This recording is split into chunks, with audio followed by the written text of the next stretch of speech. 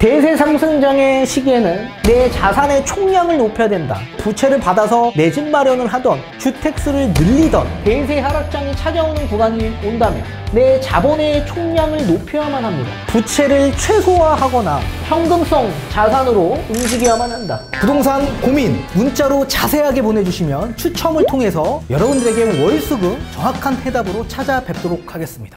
뒷번호 5114님께서 보내주신 부동산 고민입니다. 안녕하세요. 늘 시청하면서 배우고 있습니다. 제가 결혼을 앞두고 있어 실거주 겸 투자한 신혼집을 고민하고 있습니다. 현재 둘이 합쳐서 현금 4억 정도 보유하고 있고 와이프 직장 가까운 곳에 신혼집을 구하고 싶어 기흥역 신축 아파트 30평대와 망포 힐스테이트 30평을 보고 있습니다. 대략 7억 8천 정도 이하 매물들을 보고 계시고요. 기흥역은 이미 2억 정도 올라서 매수 시점이 많은지 고민이고요. 플랫폼 시티 호재가 있습니다. 아니면 그 근방에 덜 오른 5억대 신축을 매수해야 할지 고민입니다. 대표님의 고견을 기다리겠습니다. 늘 자신감 있고 명쾌한 강의에 무한 신뢰를 드립니다. 감사합니다. 라고 보내주셨네요. 전문가님 답변 부탁드리겠습니다.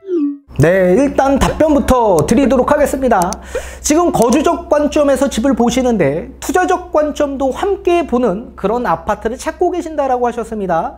근데 안타깝게 죄송스럽게 그런 아파트는 없습니다. 우리 자본금 한도 내에서 그런 아파트를 찾는 것 또한 어렵기 때문에 7억대 정도 되는 아파트를 부채를 이용해서 내 집 마련하는 거주적 관점인 방향은 저는 반대드리고 지금은 투자적 관점인 방향으로 저점 매수를 할 수 있는 방향으로 가셔야만 합니다. 그런 방향에서는 지금 자본금 4억 그 한도 내에서 부채를 최소화해서 내 집 마련을 하는 그런 방향으로 좀 추천을 드리고 싶습니다.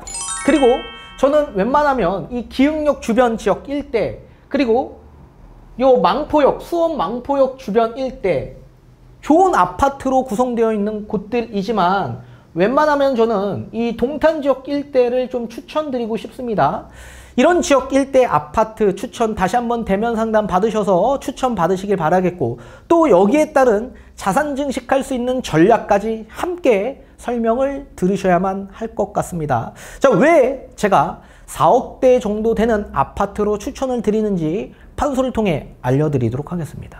자, 우선 이 거주적 관점에서 집을 보시는 분들의 큰 특징은 생활 편의시설이 잘 조성되어 있고 또 거주 만족도가 높은 지역 그런 아파트를 찾길 원하실 겁니다. 따라서 본인이 살 수 있는 평형대가 있는데도 불구하고 그 평형대보다 좀 더 높은 평형대, 업그레이드 된 그런 평형대를 고집하시는 분들이 있을 수 있고요. 또 연식도 구축보다 준신축, 아니야 웬만하면은 신축으로 가는 게 훨씬 더 좋다. 이렇게 생각하시는 분들도 많이 있을 겁니다. 또 입지도 좋은 곳이 더 좋을 수밖에 없겠죠. 그래서 집을 보면 볼수록 입지가 계속 바뀌는 게 보이실 겁니다. 웬만하면은 직장과 근접거리에 있는 그리고 상권이 잘 조성되어 있는 곳이 좋겠지라고 하면서 본인이 봤던 지역과 또 달리 다른 지역들을 계속 찾아볼 수밖에 없을 겁니다. 또 당연히 교통 편의시설이 잘 구축되어 있는 곳을 원할 수밖에 없습니다. 뭐 역세권이나 아니면 버스 시설들이 잘 조성되어 있는 곳들 또 인프라가 잘 조성되어 있는 이런 곳들을 찾을 수밖에 없겠죠. 자, 이렇게 거주의 목적, 관점으로 집을 보시는 분들은 어쩔 수 없이 본인이 봤던 이 자본금 한도 내에서 볼 수 있는 아파트가 집을 보면 볼수록 없다라는 걸 깨닫게 되는 순간 여기 플러스 알파, 이 알파는 대출이죠. 이 부채를 높여서 내 집 마련을 하고자 하시는 분들이 아마 많이 계실 겁니다. 자, 반대로 투자적 관점으로 집을 보시는 분들의 입장에서는 목적이 단 하나입니다. 차익 실현. 이분들은 차익 실현이 많이 날 수 있는 지역 또는 그런 아파트를 원할 겁니다. 자, 차익 실현이 많이 나려면 우선적으로 무조건 저점 매수를 기본적으로 하셔야만 한다.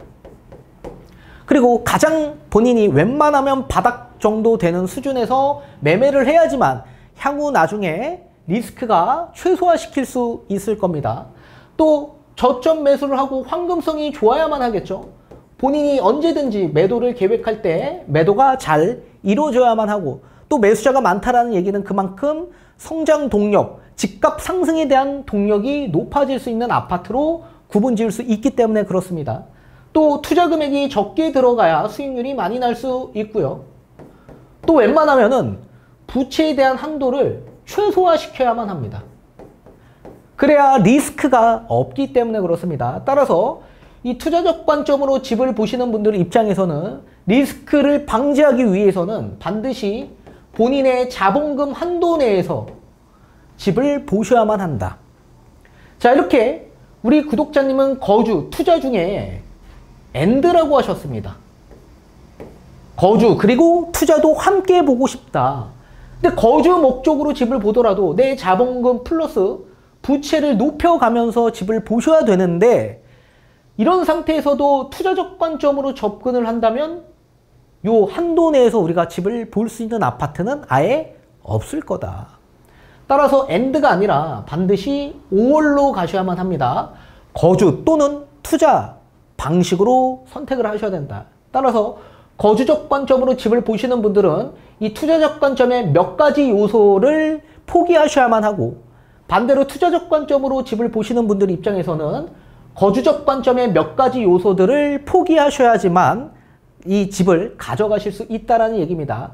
우리가 끝까지 보유해야지만 또 차익 실현도 날고 거주 만족도를 높일 수 있지 않겠습니까?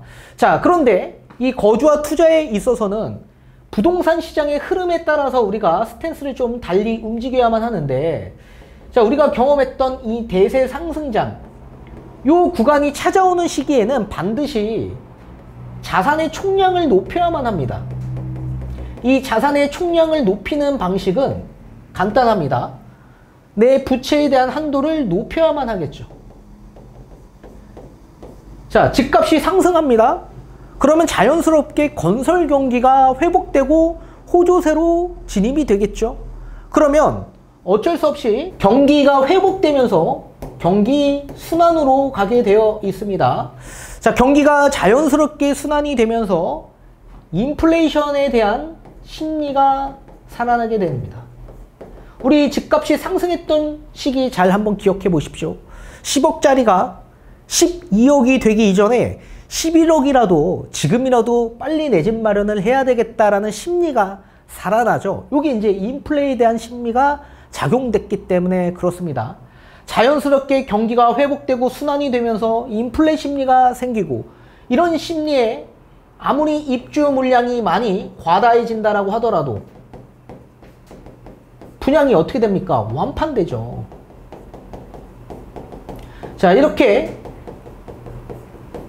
대세 상승장의 시기에는 이런 시기가 찾아오기 때문에 내 자산의 총량을 높여야 된다. 그래서 부채를 받아서 내 집 마련을 하던 또는 주택수를 늘리던 이런 총량으로 가야만 합니다. 반대로 대세 하락장이 찾아오는 구간이 온다면 대세 상승장과 달리 움직여야만 하겠죠. 이 시기에는 자산의 총량을 높이는 게 아니라 내 자본의 총량을 높여야만 합니다. 자, 자본의 총량을 높이는 방식은 부채를 최소화하거나 또는 내 순수 현금성 자산으로 움직여야만 한다. 자, 집값이 하락합니다. 그럼 자연스럽게 건설 경기는 최악으로 디딜 수밖에 없습니다. 건설 경기가 최악으로 디디면 자연스레 내수 경기는 침체되게 되어 있고 경기는 악화되게 되어 있겠죠. 이렇게 경기가 악화된다면 인플레 심리가 아니라 반대로 디플레이션에 대한 심리가 발생이 됩니다. 10억짜리가 9억으로 떨어져도 집을 사지 않습니다. 8억으로 떨어질까봐. 이게 이제 디플레이션 심리인데, 작년에 경험했던 집값 하락에 있어서 집값이 폭락하면 내 집 마련하겠다라는 분들이 굉장히 많았었는데도 불구하고 역대 최소 거래량이 나왔죠. 그러니까 집값이 하락하면은 절대 내 집 마련을 하기가 어려워지는 이런 디플레 심리가 생겨나는데, 이제 앞으로 찾아오는 심리는 경기가 악화되면서 물가 상승이 엄청나게 둔화되고 이런 디플레이션 위기가 발생되면서 본격적으로 소비가 완전히 침체되는 이런 구간이 찾아올 수 있게 되는 겁니다. 이런 상태에서 입주 물량까지 찾아오게 되면 과다해지면 어떻게 될까요? 자연스레 미분양은 엄청나게 발생이 되면서 적체가 될 수밖에 없다. 자, 그러면 우리가 지금 거주와 투자를 봤을 때 이제 앞으로의 부동산 시장 흐름에 따라서 스탠스를 달리 움직여야만 한다라고 했는데, 앞으로 대세 상승장이 온다라고 한다면 이렇게 자산 총량을 높인 부채를 받아서 내 집 마련을 하는 거주의 관점으로 보시는 게 맞겠지만, 이제 대세 하락장이 향후에 찾아오는 구간이 온다라고 한다면 자본의 총량을 높인 순수 현금성으로 가야만 한다. 이 순수 현금성은 부채가 없는 수준으로 가셔야만 하죠. 자, 따라서 투자적 관점으로 보셔야지만 우리가 실패하지 않는 매매가 되실 겁니다.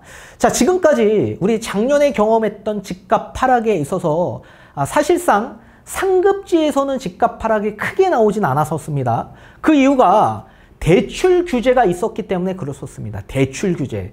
자, 투기과열지구 내 15억이 초과되는 아파트는 2019년 12월 16일 이후부터 취득해서 대출을 받는 분들은 대출이 한 푼 나오지 않았었습니다.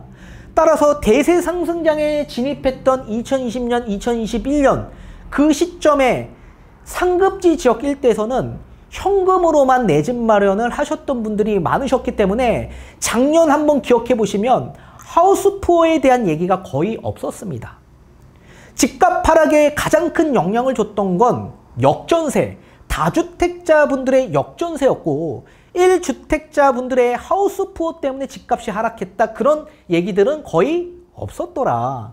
그런데 이제는 투기과열지구 내 조정대상 지역 내 이게 비규제 지역으로 2023년 1월 3일부터 전환이 되면서 15억이 초과되는 서울, 경기, 인천, 수도권 지역 일대의 아파트도 이제 대출을 받아서 내 집 마련이 가능해졌고, LTV 70%뿐만 아니라 최대 80%까지 받고 내 집 마련을 하게 된 겁니다.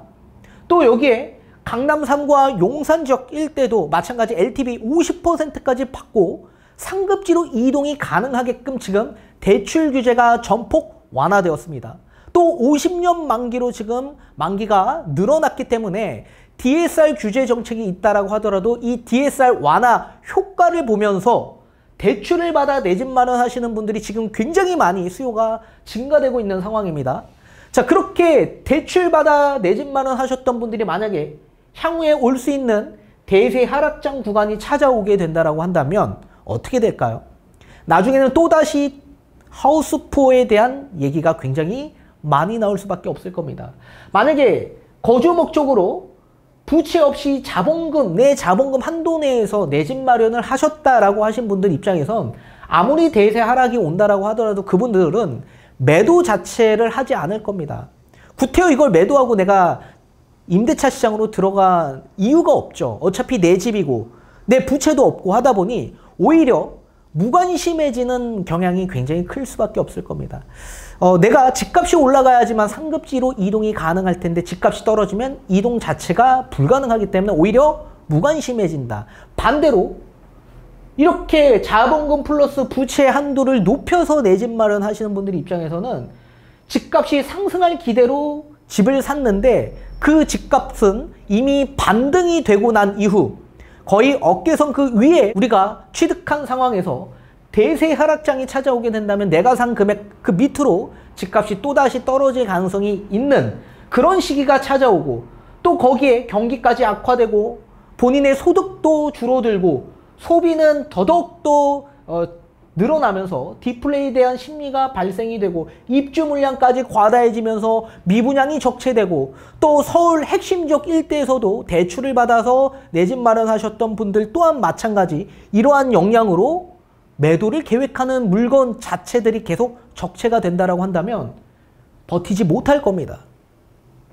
따라서 지금은 앞으로 대세 상승장이 올 거냐 대세 하락장이 올 거냐를 우리가 예측을 하고 접근을 해야지만 실패하지 않을 텐데, 이제 앞으로 우리가 경험했던 2020년, 2021년 대세 상승장은 없을 거다. 이미 대세 상승장은 경험했고 대세 상승장은 끝나고 이제는 하락 주기로 넘어왔지만 그 하락에 있어서 이미 2022년 하락을 경험했고 또다시 이제 멀지 않는 시기에 대세 하락장이 찾아올 수 있는 구간이 온다라고 제가 말씀을 드렸습니다.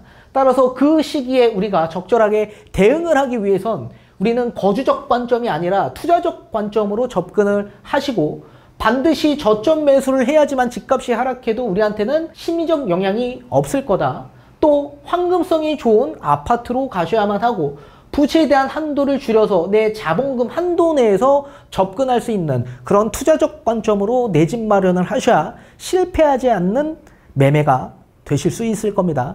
반드시 다시 한번 대면 상담 받으셔서 물건 추천 받으시고 똑같은 5억이라고 하더라도 반등되어 있는 5억이냐 아니면 저점 매수할 수 있는 5억이냐 이 기준점에서 달라질 수 있다라고 제가 말씀드렸습니다. 또 거기에 따른 자산 증식의 전략까지 함께 세우셔야 성공되는 매매가 되실 수 있을 겁니다.